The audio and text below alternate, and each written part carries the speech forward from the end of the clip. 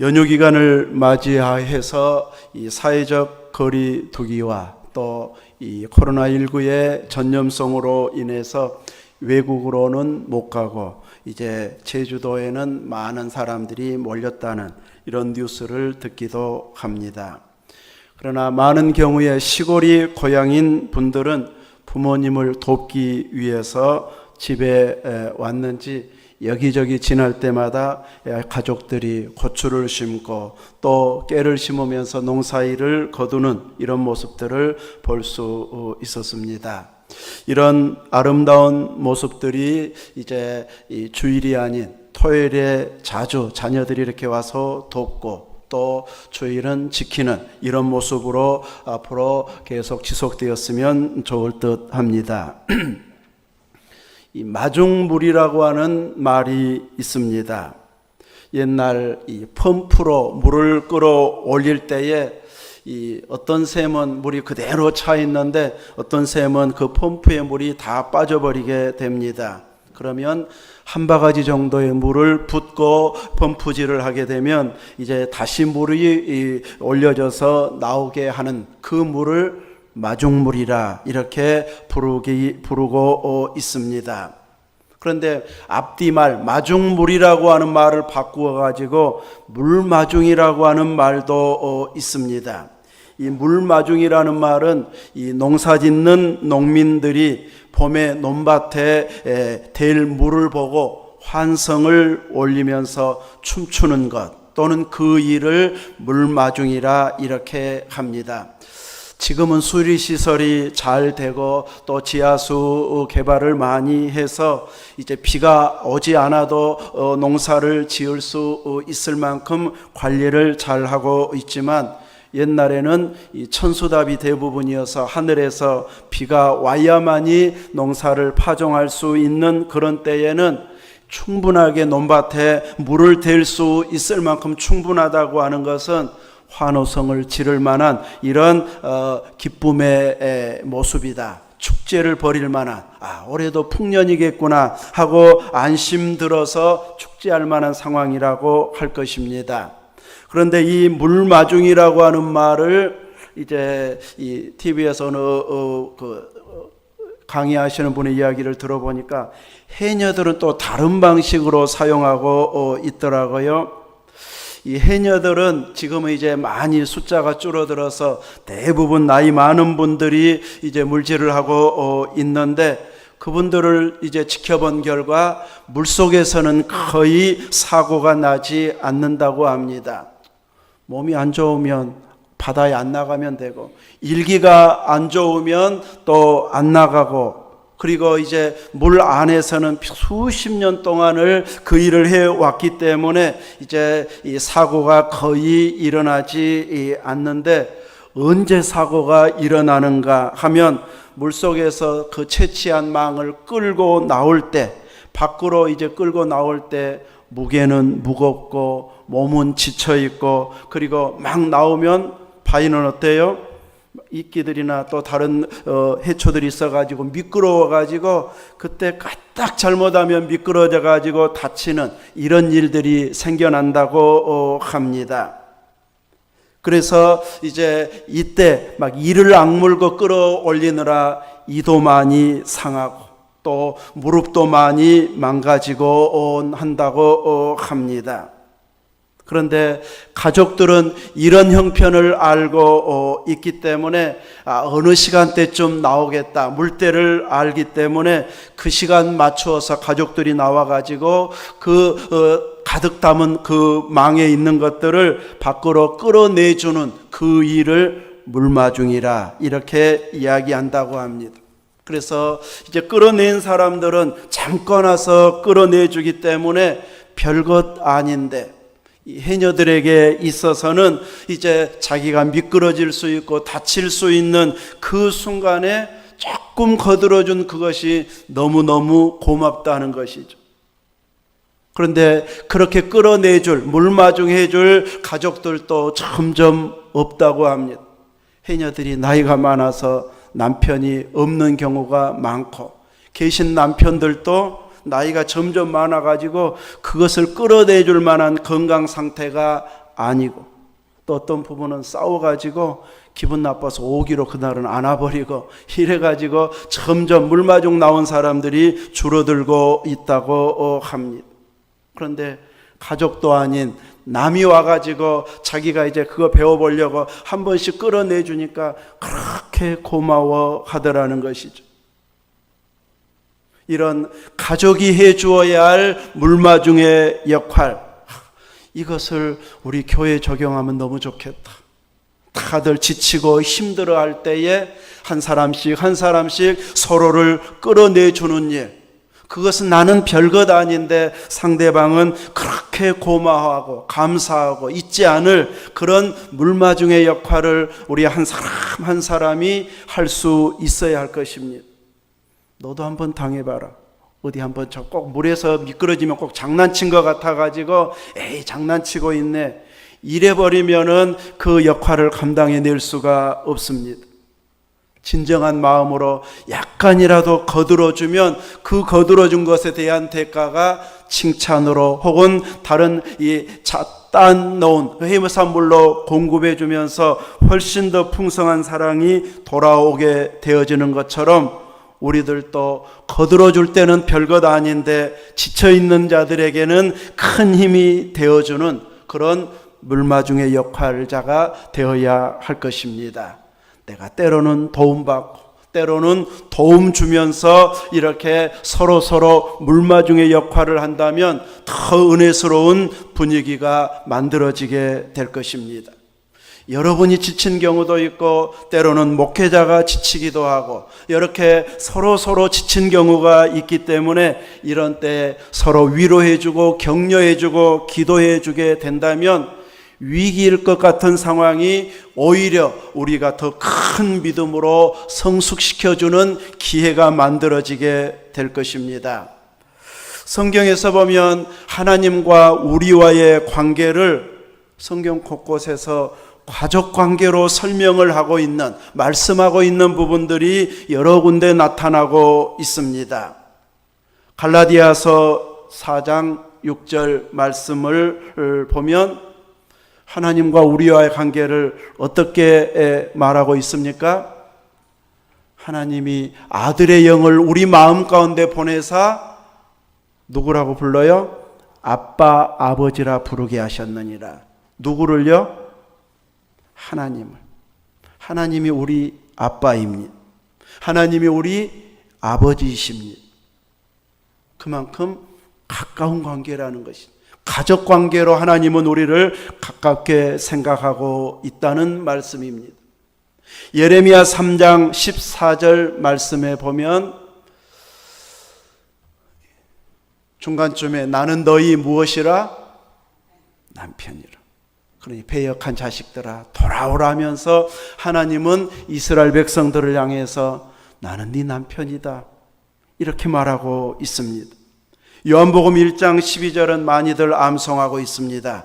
영접하는 자 곧 그 이름을 믿는 자들에게는 하나님의 자녀가 되는 권세를 주셨다 해서 예수님을 영접한 자들은 모두가 다 하나님의 자녀라 이렇게 표현해 주고 있고, 요한복음 15장 15절에서 예수님은 제자들을 향해서 종은 주인이 하는 일을 다 알지 못합니다. 시킨 일만 알지 속 깊은 것까지는 다 알지 못하는데 좋은 일도 속상한 일도 친구에게는 다 속 이야기를 합니다. 그래서 예수님은 제자들을 향해서 이제는 종이 아니라 친구라 이렇게 가까운 관계로 말씀해 주고 있습니다. 우리가 네 가지의 말씀을 언급했지만 하나님과 우리와의 관계가 가족관계처럼 가깝다. 물마중 나올 만한 가족관계. 다 힘들다 말하면 내가 가서 이번 주에 도와줄게요 하는 자녀들과 부모와의 관계처럼 우리 믿음의 사람들도 하나님과 우리와의 관계가 무슨 관계다? 가족관계다. 여러분이 자녀들에게 기대하는 것처럼 또 기대한 것만큼 안 해주면 속상한 것처럼 하나님도 가족관계만큼 가깝게 기대를 갖고 의지하고 있습니까? 하나님은 하나님이고 나는 내 힘으로 해결하리라. 이 자아가 강한 사람, 자존심이 강한 사람, 내 힘으로 무엇이든지 해보려고 하는 사람은 어느 수준까지는 신앙이 엄청나게 빠르게 자라는데 그 순간이 딱 지나고 나면 더 이상 신앙이 안 자라버립니다. 계속 하나님을 의지해야 되는데 그때부터는 내 힘으로 하리라. 딱 그 순간부터는 믿음이 아닌 인간적인 생각이 앞서버리게 됩니다. 그럴 때부터는 신앙의 힘으로 살아가는 자가 아닌 자존감으로 살아가는, 자기 힘으로 자기 지식으로 살아가 버리게 되어집니다. 근데 가족관계의 설명은 이론으로 법적으로 딱 따져가지고 너는 너고 나는 나고 이런 식으로 따지는 것이 가족관계가 아닙니다. 더 많이 사랑하는 자가 희생하고, 부모가 더 희생하고, 형이 더 희생하고, 혹은 더 가진 자가 희생하고, 더 젊기 때문에 희생하고 해서 서로가 맞추어질 수 있도록 가족관계는 누군가의 희생과 헌신을 통해서 회복이 되어지고 가까움이 계속 유지가 되어집니다. 하나님께서 우리로 하여금 이렇게 아빠다, 남편이다, 너희가 자녀다, 예수님은 제자들 향해서 비밀까지 이야기해주고 싶어가지고 속이야기 다 하고 싶어서 친구다, 가까운 친구로 이렇게 소개하고 있는데 이 모든 공통점은 친밀함입니다. 여러분 하나님과 친하십니까? 나도 하나님과 친합니다. 그 친밀함이 느껴져야 됩니다. 그렇게 친밀해가지고 기도응답이 금방금방 되게 해주시던가요? 그런 응답이 있어요. 우리 함께 찬양하는 새 목사님들이 지난 한 주 한날 어디 갔다 왔었는데 이제 쑥 좀 캐러 갔다 왔었는데 승천교회 목사님이 엄청나게 고기를 많이 사왔어요. 우리 집 손님하니까 남은 건 우리 주셔 해가지고 가져왔는데 얼마나 고기를 많이 사왔는지 우리 식구들 다 먹고도 막 남고, 또 막둥이 동생은 온단 말도 안 했는데 갑자기 또 와가지고 삼형제가 다 모였었는데 고기가 막 이렇게 다 며칠 동안 먹을 만큼, 언제 나 가요 그랬으면 아마 우리 시장 보느라고 아마 10몇만 원어치 시장을 어쩔 수 없이 아마 봐놨을지 몰라요. 근데 그냥 간단 말도 안 하고 있어, 준비도 안 했는데 알아서 하나님이 딱 준비하게 하시는 그 좋으신 하나님. 여러분도 연휴 기간 동안에 경험하셨습니까? 혹은 연휴가 아니어도 그런 경험들을 수시로 하고 있습니까? 작게는 오늘 뭐 먹고 싶다 하는데 누가 갑자기 불러낸다든지, 어디 가자고 하든지 갑자기 생긴다든지, 나도 좀 그랬으면 좋겠어. 그렇게 실망 섞인 자조 섞인 말 말고 하나님과 나도 이렇게 친밀합니다. 속상해가지고 너무 마음 아파가지고 막 울었는데 하나님이 생각지도 못한 사람을 통해서 다 위로해 주십니다. 이런 경험들이 믿음 생활하는 사람들은 수시로 있어져야 됩니다. 온 세상을 창조하시고 구원하신 그 하나님이 우리 아빠이기 때문입니다. 우리의 남편이기 때문입니다. 우리를 자녀 삼아주시고 백성 삼아주셨기 때문에 우리의 속마음들, 형편과 사정을 속속들이 알고 계십니다. 그 아버지의 마음에 들게 말하고 행동하고 생각하고 있으면 더 이러면 낙심해 있을 텐데, 욕하고 나 사니 못 사니 그럴 상황인데 너 내 얼굴 보고 잘 참는구나, 그래도 믿음 있어가지고 하나님 나 도와주셔야 됩니다 하고 기도하고 있구나, 이 모습을 하나님이 보면 얼마나 힘이 나겠습니까? 우리가 하나님과 그만큼 은혜 받았으면 우리도 하나님과의 친밀함을 생활 속에서, 환경 속에서 나타내주는 믿음이 되어져야 할 것입니다. 가족이면 그만큼 친밀해야 됩니다. 이웃 사촌보다 나아야 되고, 또 가까운 사람보다, 나를 사랑해주는 사람보다 그래도 힘들 때는 가족밖에 없더라. 이것이 정상적인 가족의 모습입니다. 가족이 정상적이지 않으면 이웃 사촌이 훨씬 낫더라, 남보다 못하더라, 이 말이 나오는 것은 뭔가 틀어져 가지고 불편해진 상황의 가족의 모습이 되어졌다는 모습입니다. 적어도 우리 믿음의 사람들의 가족은 남보다 훨씬 낫더라. 평범할 때는, 내가 가진 것이 많을 때는 서로 친한 척 하더니 정말 어려운 때, 힘들 때, 큰일 할 때는 가족밖에 없더라. 그 말들이 나올 만큼 여러분의 가정은 끈끈한 정으로, 친밀함으로, 하나님이 주신 은혜로 온 가족 공동체가 더 남들 보기에 부러울 만한 이런 가족 공동체를 이룰 수 있기를 바라고, 여러분이 그 가족들을 위해서 구하는 기도들이 다 이루어지기를 축원합니다. 하나님과 우리와의 관계가 가족 관계로 이렇게 가까워졌는데, 그냥 이 가족 관계다 이렇게 말하면 저절로 친밀함이 유지되어지는 것은 아닙니다. 가족 관계여도 주거니 받거니 뭔가 있을 때 친밀감이 유지가 되어집니다. 전화를 자주 한다든지, 내게 있는 것으로 공급해 준다든지, 뭔가 이렇게 계속해서 친밀함이 유지될 만한 상황이 만들어져야 되는 것처럼, 하나님과 우리와의 친밀함은 오늘 본문을 통해서 우리에게 가르쳐주고, 또 제목을 통해서 얼른 이해할 수 있게 해주는 것처럼, 하나님과 우리와의 좋은 관계는 무엇을 통해서 유지할까요? 순종을 통해서요. 불순종의 길을 가고 죄악이 관영해져 버리면 하나님이 창조한 세계도 홍수로 멸하시잖아요. 그러나 하나님 앞에 철저히 깨어 있으면 아브라함 한 사람을 통해서도 나라가 될 수 있도록 생육하고 번성하게 하시는 하나님이십니다. 나는 종으로 억울하게 팔려갔는데 하나님은 총리가 되게 하시는 분이십니다.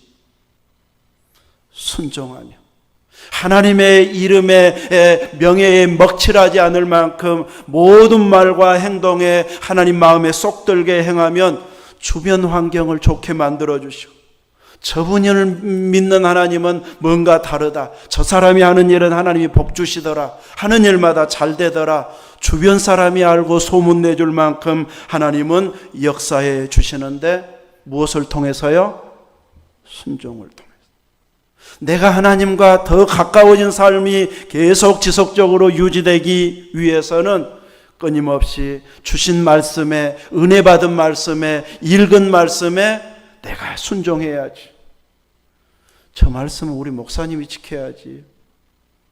제가 설교하고 나면 꼭 그 말씀은 나는 성도들 들으라고 했는데 하나님은 나한테 더 경고하고 내가 지켜야 할 말씀으로 깨닫게 할 때가 한두 번이 아닙니다. 저한테는 그렇게 깨닫게 해주신다면 여러분들은 다 우리 집에 와봤는가? 어째 내 집에 속으로만 알고 있는 말을 또 말씀하지? 이럴 정도로 하나님이 나를 세밀하게 사랑해 주셔서 오늘 또 말씀으로 터치해 주시는구나. 또 깨닫게 해주시고 또 순종하게 하시고, 나 속상한 대로 행동해 버리려고 했는데 다시 깨닫게 해주시니 감사합니다 하면서 하나님의 그 친밀함이 느껴지기 위해서는 지속적인 순종이 우리 가운데 이루어져야 할 것입니다. 에레미야에 보면 이분 이스라엘 백성들, 선지자들이나 백성들, 이분 나에게 가까운데 마음은 멀다, 이렇게 말하고 있습니다. 이 말은 잘 믿는단 말이요, 입만 번지르르 하다는 말이요, 잘 믿고 있는 말이 아닙니다. 입은 가깝다는 말은, 이 말은 청산유수여가지고 신앙생활 제일 잘할 것처럼, 잘한 것처럼 말하는데 마음은 나에게서 멀더라. 마음까지 꿰뚫어 보시는 하나님이시기 때문에 이스라엘 백성들을 향해서 선지자를 통해서 이것을 지적하고 있습니다. 말은 청산유수인데 마음이 멀다면 하나님과 가까운 자가 아닙니다. 하나님과 우리는 언약으로 맺어진 가족관계요, 백성된 자요, 구속받은 성도가 되어졌습니다. 하나님께서는 자기 백성들에게 언약의 말씀을 주실 때에도 말씀을 지키면, 순종하면 이런 복을 주시겠다 약속합니다. 솔로몬에게 지혜를 주시면서도 누구처럼 행하면? 다윗처럼, 너희 아비 다윗처럼 행하면, 혹은 내 말을 지키면 내가 약속한 그 복과 부귀와 또 영화까지도 다 주겠다. 이렇게 하나님께서는 지키면, 순종하면 그 복을, 약속한 복을 그대로 주시겠다고 말씀하고 있습니다. 반대로 불순종하면 어떻게 하겠다고 말합니까? 저주를 내리겠다. 순종하면 축복이고 불순종하면 저주가 임하게 하겠다. 신명기 28장을 비롯해서 성경 곳곳에서 순종하는 자에게는 복을, 불순종하는 자에게는 저주가 임하겠다고 하나님께서 말씀하셔서, 언약관계, 하나님과의 언약관계, 계약관계는 말씀 순종을 통해서 유지되는 것이지, 이제 하나님의 백성이니까, 우리는 선민이니까 대충 살아도 하나님이 알아서 책임져 주실 거야, 이랬다가 이스라엘이 결국은 이방 나라에 속하게 되어버리고, 성전의 기물도 또 유능한 자들도 가진 것들도 다 빼앗겨가지고 바벨론으로 가버리는 그런 상황이 오게 됐습니다. 끌려갈 때까지 거짓 선지자들이 이제 곧 풀려난다, 몇 년 안에 돌아온다, 이렇게 이야기했지만 불순종의 사람들이 이야기한 것은 열매가 나타나지 않았습니다. 하나님 앞에서는 입만 가까워서는 안 되고 철저히 마음까지 가까워서 주신 말씀대로 순종할 때에 약속한 복이 이루어지게 되어집니다. 이스라엘 백성들도 언약 백성으로 불러주셨고, 아브라함을 통해서 그 후손을 통해서 그 약속을 이루시기 위해서 쇠풀무 애굽에서 건져내 주셨다고 말씀하고 있습니다. 그리고 시나이반도 시내산에서 언약을 맺었는데, 그때도 내 목소리를 순종하고 나의 모든 명령을 따라 행하면 너희는 내 백성이 되겠고 나는 너희 하나님이 되리라, 이렇게 약속해 주셨고, 온 이스라엘 백성들은 선포한 모세의 말을 쫓아서 듣고 아멘 했습니다. 이스라엘 백성들이 언약의 말, 율법의 말씀을 듣고 아멘 했다는 것은, 우리가 그대로 순종하겠습니다, 가나안 땅에 들어가면 그대로 지키겠습니다, 우리들이 쓰는 계약서로 말하면 계약서에 도장을 딱 찍는 것이 아멘 하면서 하나님 앞에 지키겠다고 고백한 것이 바로 계약서로 말하면 도장 찍는 행위입니다. 그렇게까지 하나님 앞에 약속했기 때문에 하나님께서는 이스라엘 백성들을 향해서 끊임없이 광야에서 또 가나안 땅에서 순종 훈련을 시키고 있습니다. 율법을 주면서 순종해라, 홍해가 앞 가로막고 있어도 나를 믿어라, 너희들 건너게 해주겠다, 뒤에서 애굽 군대가 쫓아와도 걱정하지 말아라 하면서 위기 상황이 와도 하나님만 신뢰하고 순종하도록 요구하고 있습니다. 하나님 따라가면 좋을 줄 알았는데 그 힘든 광야길, 물도 없는 그 광야길에 지칠 상황이 만들어져도 그래도 하나님을 끝까지 신뢰해라, 끊임없이 순종을 요구하고 있습니다. 하늘에서 만나를 내려주셔도 계속 순종을 가르치고 있습니다. 매일 거두러 가라, 안식일에는 거두러 가지 말고 전날 안식일치까지 거두어라, 계속 하나님 주신 법을 순종하게 만들고 있습니다. 가나안 땅에, 광야에서 순종하지 않으면 가나안 땅에 들어가도 순종하지 않습니다. 그래서 하나님께서는 언약 백성인 그들을 향해서 작은 것, 큰 것 계속해서 순종 훈련을 시키고 있습니다. 그런데 이스라엘은 결국은 실패했습니다. 영화를 누릴 때도 어느 기간 동안 있었지만 끝까지 순종하지 못함으로 인하여서 하나님은 얼굴을 돌리셨습니다. 그래서 이방 나라에 압제를 당하고 끌려가는 이런 아픔을 겪어야 했습니다. 다윗과 같은 왕이 오면은 뭔가 기댈만 하겠지 하고 소망했지만 인간 왕들은 다 실패했습니다. 나라를 빼앗기고 이방 나라의 종살이를 하면서 혹은 고국을 그리워하면서 그들 속에서 생겨난 싹튼 신앙은 메시아가 오면, 그리스도가 오면 그때는 회복되겠구나 하면서 이제 점점 메시아를 대망하는 이런 신앙으로 새롭게 출발하게 되어졌습니다. 이스라엘 백성들도 선민으로 부름받았지만 완벽한 온전한 순종을 이루지 못함으로 인하여서 하나님의 징계의 채찍을 맞아야 했던 이스라엘이었습니다. 그런데 그 하나님의 마음을 시원케 100% 순종하는 자가 있었습니다. 누가 순종했습니까? 우리 권사님들만 대답해 볼래요? 누가 순종했습니까? 아들 예수 그리스도가 순종했습니다. 이스라엘은 실패했는데 예수님은 죽기까지 순종해서 이제 그를 믿고 따르는 모든 세계 만민이 하나님의 자녀가 되게 하는, 이스라엘의 불순종으로 이방인들까지 다 하나님의 자녀가 되는, 이스라엘에게는 고난이었죠. 온 인류에게는 희망의 소식, 메시아의 구속의 소식이 이제 확산되도록 선교를 통해, 전도를 통해서 온 세계 만민이 하나님을 아빠라 부를 수 있는 새 구원의 시대가 열려지게 되어졌습니다. 오늘 이렇게 예수님으로 말미암아서 하나님과 가족 관계가 된 우리들에게 있어서도 하나님께서 요구하는 것은 여전히 순종입니다.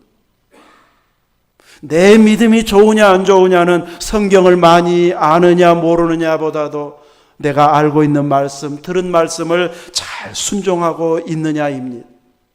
하나님과 얼마나 친밀하느냐는 순종을 통해서 나타나고 있습니다. 이 순종의 길을 걸어가기 위해서는 내 욕심을 내려놓아야 됩니다. 내 열심도 내려놓아야 됩니다. 그리고 오직 예수님만이 나의 자랑이고 예수님이 하라고 하는 대로 나 살겠습니다 하면서 전적으로 예수님께 맡겨버리고 내 자존감도 내 자아도 내려놓고 오직 예수님의 사랑받기 위해서만 몸부림치는 이런 모습으로 살 때에 우리는 주님과 친밀해진 삶, 순종의 삶을 갈 수 있게 되어집니다. 이런 온전한 순종을 할 수 있다는 것을 주님이 보여주셨습니다. 이제 우리들도 그 순종의 길을 걸어갈 수 있는데 내 개인의 힘으로는 불가능합니다. 그러나 주님이 공급해 주신 주님의 힘으로 주님과 연합되어져서 내가 주님 안에 쏙 들어가 있어서 주님께 속해서 순종하면 우리들도 온전한 순종을 할 수 있게 되어집니다. 하나님 앞에서 새롭게 택함받은 언약 백성이 된 우리들도 철저하게 말씀에 순종하면서 내 주어진 여건과 환경 속에서 나 저건 하기 싫어. 그것은 오히려 더 나에게 순종을 결단하게 하는 하나님의 요구인 것을 알고 하기 싫은 그 부분을 가장 먼저 순종할 수 있는 힘 달라고. 주님은 십자가까지 지셨는데 제가 이건 못할까요? 하면서 기꺼이 자신을 내려놓는 이런 순종을 통해서 하나님과의 친밀함, 가족관계, 아버지와 자녀의 관계를 제대로 회복해서 하나님이 여러분을 통해서 더 큰 일을 진행할 수 있는 순종의 삶을 살아가시기를 주님의 이름으로 축원합니다. 아멘.